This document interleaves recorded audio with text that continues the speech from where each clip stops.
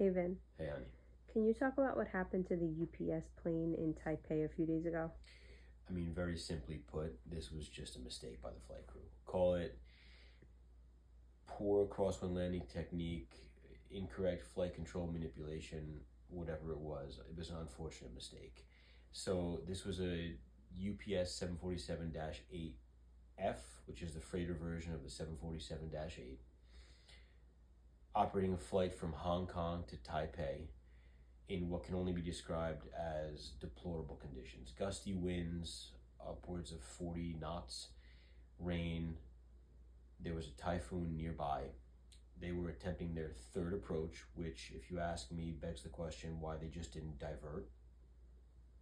When, as they approached the runway and began to flare the aircraft, as you approach the runway in a crosswind landing situation, you're pointing into the direction that the wind is coming from so that you can maintain the runway center line.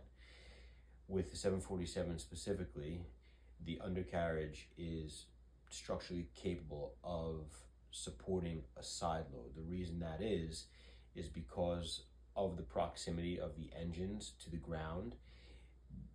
You cannot dip a wing. Typically, you would straighten the plane out above the runway, lower the upwind wing, and land on the upwind main landing gear first, then lower the other one, and then lower the nose or derotate.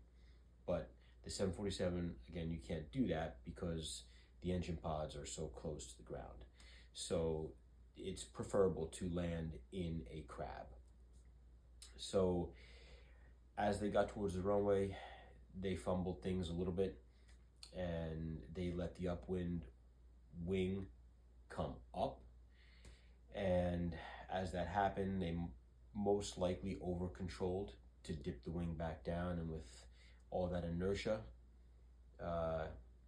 it came down really hard. And as the landing gear hit, I guess it dropped in the nacelle to the ground and sparks flew. So there was some pretty gnarly damage to the number 4 engine pod, but they were able to taxi off onto the ramp, and I don't know the extent of the damage, but I think it's still in Taipei.